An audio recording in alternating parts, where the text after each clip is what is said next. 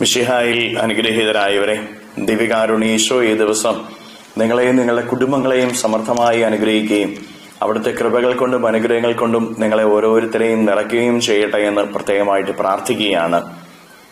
വിശുദ്ധ യോഹന്നാന്റെ സുവിശേഷത്തിന്റെ 2-ാമത്തെ അധ്യായത്തിന്റെ 13 മുതലുള്ള തിരുവചന ഭാഗങ്ങളിൽ ഈശോനാഥൻ ദേവാലയം ശുദ്ധീകരിക്കുന്നതാണ് നമ്മൾ കാണുന്നത്. ദേവാലയത്തിന്റെ പരിസരങ്ങളിലുള്ള കച്ചവടത്തെ അല്ല കർത്താവ് നിശിതമായി വിമർശിക്കുകയും ആ കച്ചവടക്കാരെ അല്ല കർത്താവ് അടിച്ചു പുറത്താക്കുകയും ചെയ്യുന്നത്. ദേവാലയത്തിന്റെ ഉള്ളും കച്ചവട സ്ഥലമാക്കുക, ദേവാലയത്തിന്റെ ഉള്ളിലേക്ക് കച്ചവടത്തെ കയറ്റുന്നത് കർത്താവിന് സഹിക്കാനായിട്ട് പറ്റുന്നില്ല. കാരണം ദേവാലയത്തിന്റെ ഉള്ള് എന്ന് പറയുന്നത് അത് ദൈവപിതാവിന്റെ ആലയമാണ്, ദൈവം വസിക്കേണ്ട ഇടമാണ്. പ്രിയപ്പെട്ടവരെ, നമ്മുടെയൊക്കെ ജീവിതത്തിന്റെ ഉള്ളിലേക്ക് കച്ചവട മനോഭാവത്തെ കയറ്റരുത്.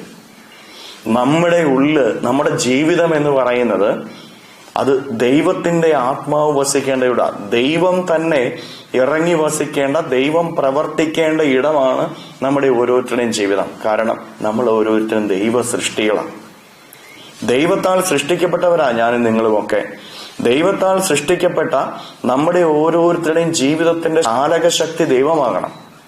നമ്മുടെ ഓരോരുത്തരുടെയും ജീവിതത്തിൽ പ്രവർത്തിക്കുന്നത് ദൈവമാകണം. നമുക്കറിയാം, ഒരു ഉപകരണം അതുണ്ടാക്കിയവനെ അതിനെന്തെങ്കിലും കുഴപ്പം വന്നു കഴിഞ്ഞാലോ പ്രശ്നങ്ങൾ വന്നു കഴിഞ്ഞാലോ എന്താണെന്ന് കൃത്യമായിട്ട് അറിയുകയുള്ളൂ. ബാക്കിയുള്ളവരൊക്കെ പരിശോധിച്ചാലും അത് വേണ്ട വിധത്തിലുള്ള പ്രശ്നങ്ങളെന്ന് പരിഹരിക്കാനായിട്ട് സാധിക്കുകയല്ല. അതുകൊണ്ട് വീണ്ടും വീണ്ടും പ്രശ്നങ്ങൾ ഉണ്ടായിക്കൊണ്ടിരിക്കുക. എന്നാൽ അത് ഉണ്ടാക്കിയവൻ അറിയാം കൃത്യം എവിടെയാണ് പ്രശ്നം, എന്ത് ചെയ്താലാണത് മാറുക എന്ന്. പ്രിയപ്പെട്ടവരെ, നമ്മുടെയൊക്കെ ജീവിതം നിർമ്മിച്ചവൻ, സൃഷ്ടിച്ചവൻ ദൈവമാണ്. ആ ദൈവത്തിന് മാത്രമേ നമ്മുടെ ജീവിതത്തിന്റെ പ്രശ്നങ്ങളും പ്രതിസന്ധികളും എന്ത് എന്ന് യഥാർത്ഥത്തിൽ അറിയുവാനും അതിന് വേണ്ട പരിഹാരം നൽകുവാനായിട്ട് സാധിക്കുകയുള്ളൂ. ബാക്കിയുള്ളവർക്കൊക്കെ ചില കൂട്ടിച്ചേർക്കലുകളൊക്കെ നടത്താനേ സാധിക്കുകയുള്ളൂ. അതും പൂർണ്ണമാവുകയൊന്നുമില്ല. അപ്പൊ അതുകൊണ്ട് ദൈവത്തിന്റെ പ്രവർത്തനം ഓരോ നിമിഷവും നമ്മുടെ ഉള്ളിൽ ഉണ്ടാകണം. കാരണം കുറവുകൾ ഏറെയുള്ളവരാണ് നമ്മൾ ഓരോരുത്തരും. നമ്മളൊക്കെ ഈ ലോകത്തിൽ ഓരോ കാര്യങ്ങൾ ചെയ്യുമ്പോൾ ദൈവം നമ്മിൽ പ്രവർത്തിക്കണം, ദൈവം നമ്മളിലൂടെ ഓരോ കാര്യങ്ങളും ചെയ്യണം. ദൈവത്തിന്റെ പ്രവർത്തനത്തിന് നമ്മുടെ ജീവിതത്തെ വിട്ടുകൊടുത്തെങ്കിൽ മാത്രമേ അനുദിന ജീവിതത്തിന്റെ അധ്വാനങ്ങളിൽ നമുക്ക് വിജയം നേടിയെടുക്കാനായിട്ട് പറ്റുകയുള്ളൂ. ദൈവത്തിന്റെ പ്രവർത്തനം നമ്മളിൽ ഉള്ളിൽ ഉണ്ടാകണമെങ്കിൽ പ്രിയപ്പെട്ടവരെ, ദൈവം നമ്മളിൽ വസിക്കണം, ദൈവത്തിന്റെ ആത്മാവ് നമ്മളിൽ കുടികൊള്ളണം. അതിനുവേണ്ടി കച്ചവട മനോഭാവത്തോടുകൂടെ, സ്വാർത്ഥ ലാഭത്തോടുകൂടെയുള്ള ഒരു ജീവിതമായിരിക്കും നമ്മൾ നയിക്കേണ്ടത്. ഈ ലോകത്തിലേക്ക് നോക്കി, ഈ ലോകത്തിന്റെ സുഖങ്ങൾ അനുഭവിച്ച്, ലോകത്തിന്റെ കാര്യങ്ങൾ കണ്ട്, ലോകത്തിന്റെ ഓരോ കാര്യങ്ങളും ചെയ്ത് നമ്മൾ നടന്നു കഴിഞ്ഞാൽ പ്രിയപ്പെട്ടവരെ, ദൈവത്തിന്റെ പ്രവർത്തനം നമ്മളിൽ ഉണ്ടാവുകയില്ല. കാരണം ദൈവത്തിന് നമ്മൾ വസിക്കാൻ പറ്റത്തില്ല.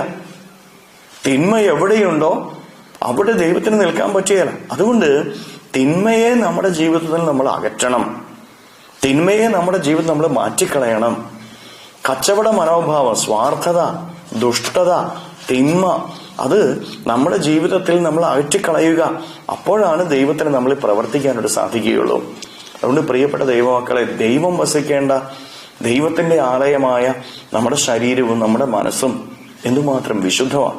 അതോ നമ്മൾ കച്ചവട മനോഭാവത്തോടുകൂടെ സ്വാർത്ഥതയും ദുഷ്ടതയും ഒക്കെ ഉള്ളിൽ വെച്ചുകൊണ്ട് നടക്കുന്നവരാണോ, ശരീരത്തിൽ വഹിച്ചുകൊണ്ട് നടക്കുന്നവരാണോ നമ്മളൊന്ന് പരിശോധിക്കണം. എന്നിട്ട് നമ്മുടെ ജീവിതത്തിൽ നിന്ന് തിന്മയായിട്ടുള്ളതെല്ലാം എടുത്തു മാറ്റണം, ദുഷ്ടതയായിട്ടുള്ളതെല്ലാം, സ്വാർത്ഥതയായിട്ടുള്ളതെല്ലാം എടുത്തു മാറ്റണം. അപ്പോ ദൈവം നമ്മളിൽ പ്രവർത്തിക്കും, നമ്മുടെ കുറവുകളെല്ലാം ദൈവം എടുത്തു മാറ്റുകയും ചെയ്യും. കരങ്ങളെ യാചനയോട് പിടിച്ച നമ്മുടെ ജീവിതത്തിന്റെ ഓരോ കാര്യങ്ങളെ ഈശോയ്ക്ക് സമർപ്പിച്ച് നമുക്ക് സ്തുതിക്കാം. ഹല്ലേലൂയ, ഈശോയെ നന്ദി. Hallelujah, hallelujah, hallelujah, hallelujah, hallelujah, hallelujah. കർത്താവ് ഈശോയെ, മക്കളെ ഓരോരുത്തരെയും സമർപ്പിക്കുന്ന ഇവരെ ഓരോരുത്തരെയും അനുഗ്രഹിക്കുകയും ആശീർവദിക്കുകയും ചെയ്യണമേ. ഇവരുടെ ജീവിതങ്ങളിലേക്ക്, ജീവിതത്തിന്റെ വഴികളിലേക്ക്, അധ്വാനങ്ങളിലേക്ക് അങ്ങ് ഇറങ്ങിച്ചെല്ലണമേ. ഇവരുടെ ജീവിതത്തിന്റെ പ്രതിസന്ധികളിലേക്ക് അങ്ങ് ഇറങ്ങിച്ചെന്ന് ഇവരെ സഹായിക്കണമേ. എല്ലാ കെട്ടുകളും ബന്ധനങ്ങളും പിശാചിന്റെ ഉപദ്രവങ്ങളും നാരകീയ ശക്തികളും പൈശാചിക ശക്തികളും ദുരാത്മശക്തികളും ഇപ്പോൾ ഇവരിൽ നിന്ന്, ഇവരുടെ ഭവനത്തിൽ നിന്ന്, ഇവരുടെ അധ്വാന മേഖലകളിൽ നിന്ന്, ഇവരുടെ പഠനങ്ങളിൽ നിന്ന്, ഇന്നത്തെ എല്ലാ പ്രവർത്തനങ്ങളിൽ നിന്നും ബന്ധിച്ച് നിർവീര്യമാക്കി നരകാഗ്നിയിലേക്ക് അട്ടിപ്പായിക്കുന്നു. എല്ലാ കെട്ടുകളും ഇവരുടെ ജീവിതത്തിൽ നിന്ന് അഴിയട്ടെ എന്ന് കൽപ്പിക്കുന്നു. Hallelujah, hallelujah, hallelujah, hallelujah. നിത്യം പിതാവും പുത്രനും പരിശുദ്ധാത്മാവുമായി സർവേശ്വര എന്നേക്കും ആമേൻ.